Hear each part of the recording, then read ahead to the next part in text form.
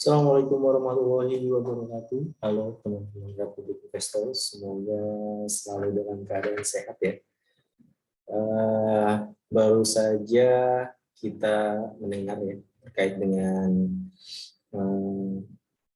perpanjangan PPKM nih. Tapi tadi saya baca kalau nggak salah di Jabodetabek ya dan Bandung itu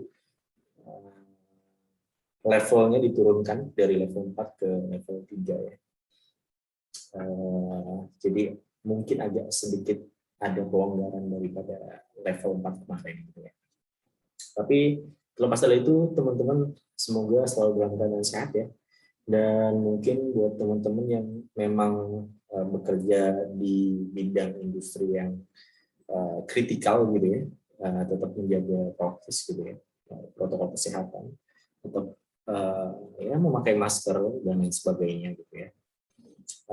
Karena kalau saya baca-baca sih dan saya lihat videonya terakhir dari di Corbusier yang ternyata dia positif COVID juga dan kritis, dan kata dokternya memang varian COVID yang baru ini makin ganas gitu teman-teman semua. Tapi semoga teman-teman sehat selalu lah ya. Oke, balik lagi bersama saya Aditya Rizky Bahari. Teman-teman bisa panggil saya Adit.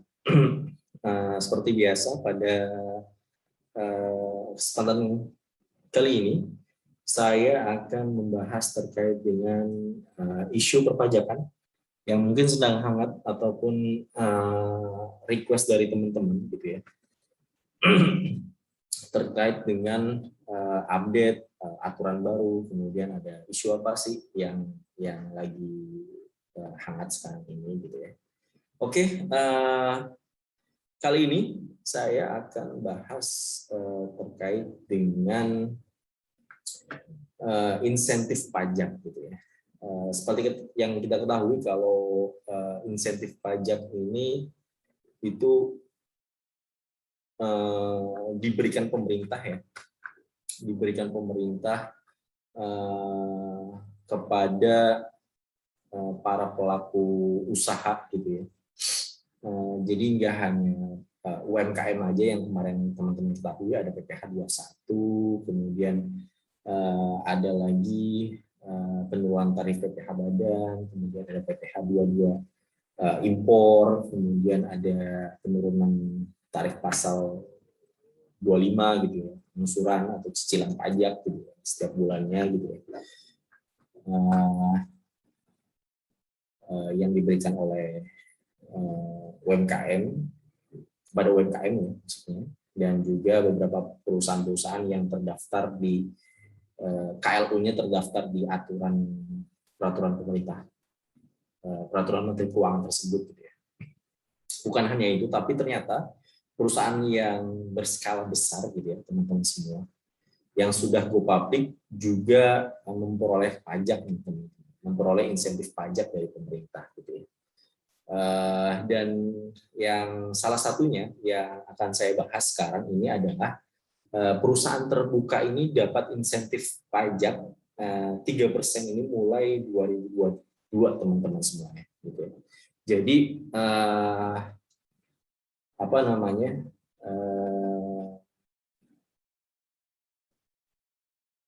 PPh badannya atau pajak penghasilan perusahaan ya teman-teman semua, itu akan dikenakan kepada perusahaan go public ini sebesar 17%.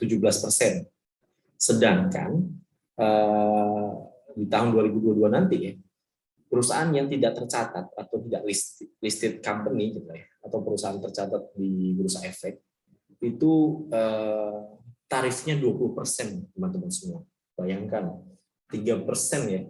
Mungkin kalau 3% dari 100.000 gitu ya, atau dari 1 juta, dari 100 juta gitu, mungkin nggak berasa ya. Tapi bayangkan nanti saya contohin ya teman-teman semua ya. Saya contohin beberapa ya satu atau dua, nanti saya kasih sampel contohnya. 3% kalau dikali penghasilan kena pajak gitu teman-teman semua ya. Itu bayangkan berapa, nanti kita coba simulasikan ya teman-teman. Nah, dilansir dari berita CNN Indonesia ya, saya coba baca beberapa berita juga, disampaikan oleh Direktur Penilaian BI ya, Bursa Efek Indonesia, Bapak Igede Nyoman Yetnastia. Beliau menyampaikan bahwa perusahaan yang listed company ini akan mendapatkan penurunan jadi 17% dibandingkan dengan perusahaan yang tidak listed gitu ya. Beliau menyampaikan juga bahwa walaupun hanya ya berbedanya 3% ya, namun menurut beliau ini banyak yang bisa dilakukan dari pemanfaatan pajak tersebut. Jadi 3% tadi itu tadinya akan perusahaan bayarkan ke negara gitu ya, tapi ternyata mendapatkan insentif. Nah, 3% ini menurut beliau, beliau mencontohkan ya, ini ada perusahaan S Hardware Indonesia Tbk ya, mungkin teman-teman familiar lah dengan perusahaan ini gitu ya, membeli barang-barang elektronik, kemudian membeli apa namanya, S Hardware ada apa aja ya? Ada ya kebutuhan rumah tangga dan lain sebagainya gitu ya. Itu ada. Dari pemanfaatan pajak ini mampu menurut beliau ini mampu membangun 10 gerai fisik baru gitu. Itu luar biasa sekali hanya dari 3% tadi. Selain itu, beliau juga mencontohkan PT BRI ini, BRI Tbk, BBRI ya, mencatat pembiayaan peluncuran untuk satelit yang berasal dari pemanfaatan pajak. Jadi banyak sekali nantinya saving pajak ini akan digunakan sebaik mungkin ya oleh para stakeholder, para perusahaan Tbk gitu ya, untuk mengembangkan usahanya di tahun-tahun mendatang agar perekonomian di Indonesia semakin membaik lah ya.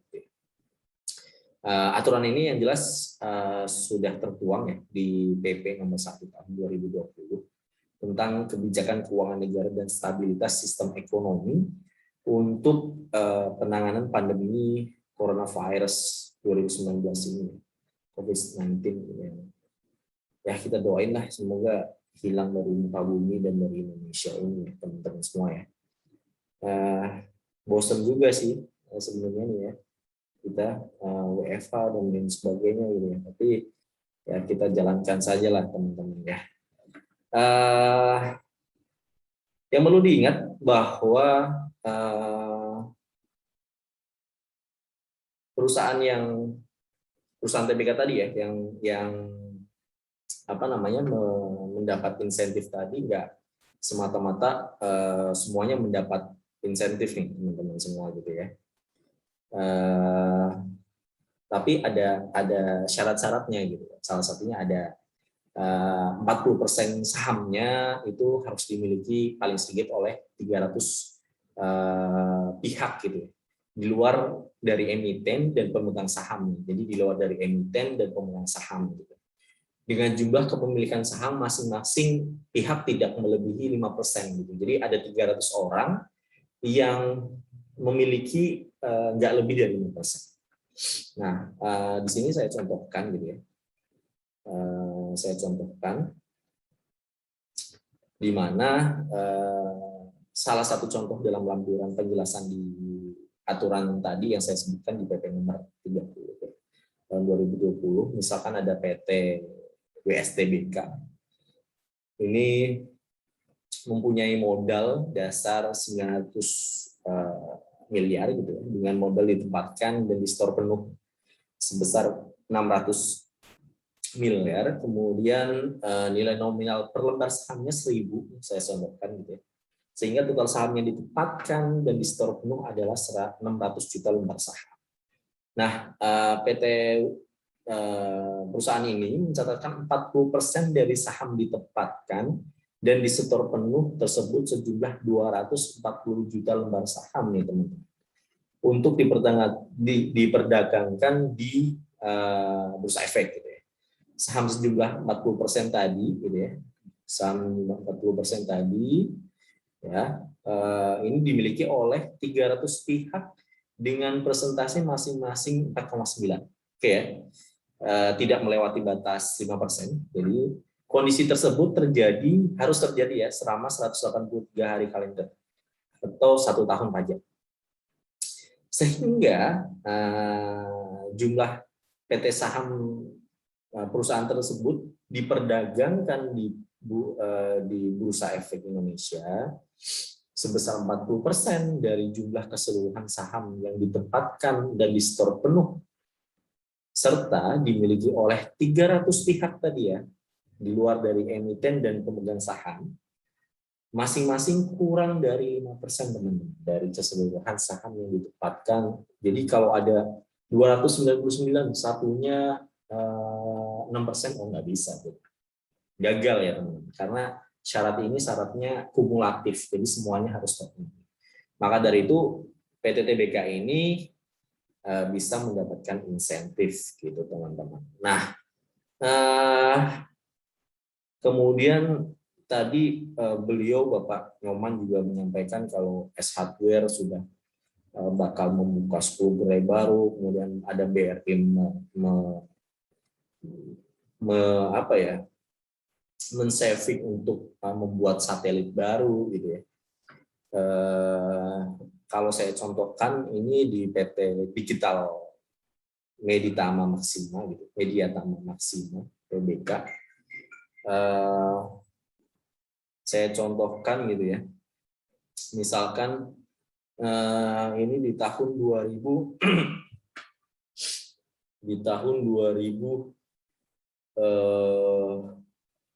2020 gitu teman-teman.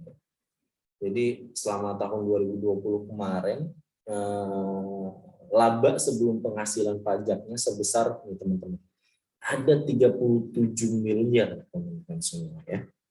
Ada 37 miliar. Coba kita simulasikan gitu teman-teman semua. Ada 30 miliar.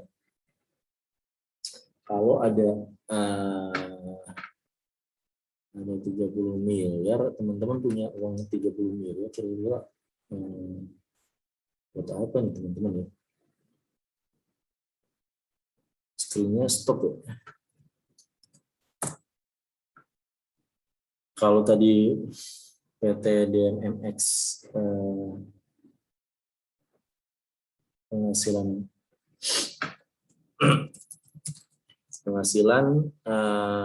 sebelum kena pajak ya teman-teman ya, itu tadi berapa teman-teman kalau yang masih ingat gitu ya, itu tadi ini ada 2020 gitu ya, tahun 2020 ini tadi 37 M. Kita cek lagi ya.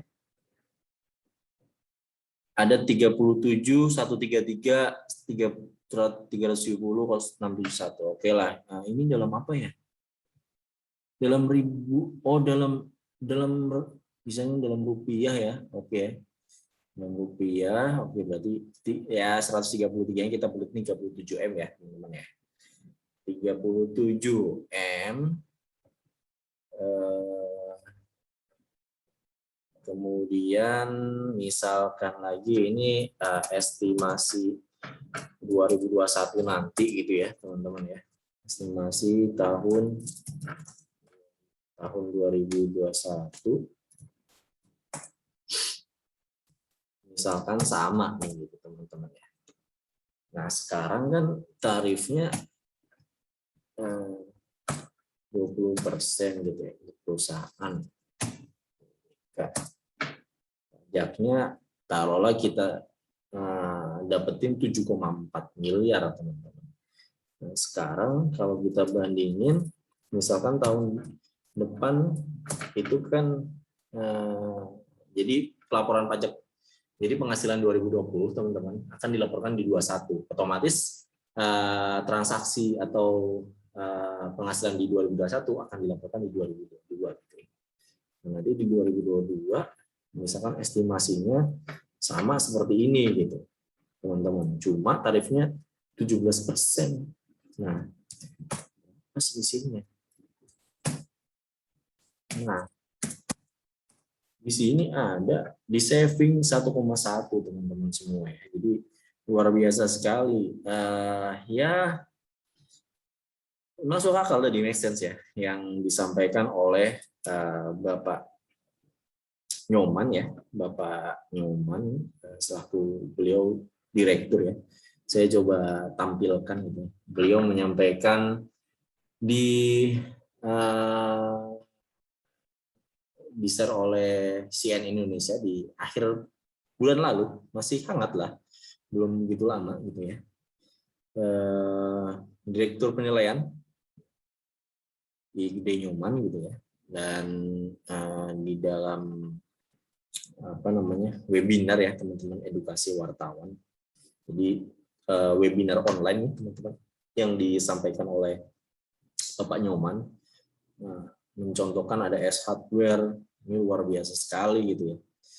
Jadi ya 3% ini akan mudah-mudahan akan membantu membangkitkan perekonomian dan juga usaha-usaha para perusahaan, baik itu yang tergolong mungkin UMKM, kategori menengah, maupun perusahaan-perusahaan yang listed company ya, yang tercatat di Bursa Efek gitu ya teman-teman.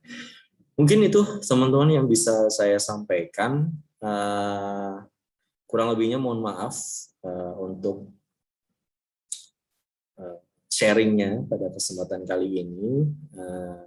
Salam sehat, tetap sehat untuk teman-teman semua. Semoga bermanfaat. Jangan lupa like, comment, and subscribe, karena subscribe itu gratis ya.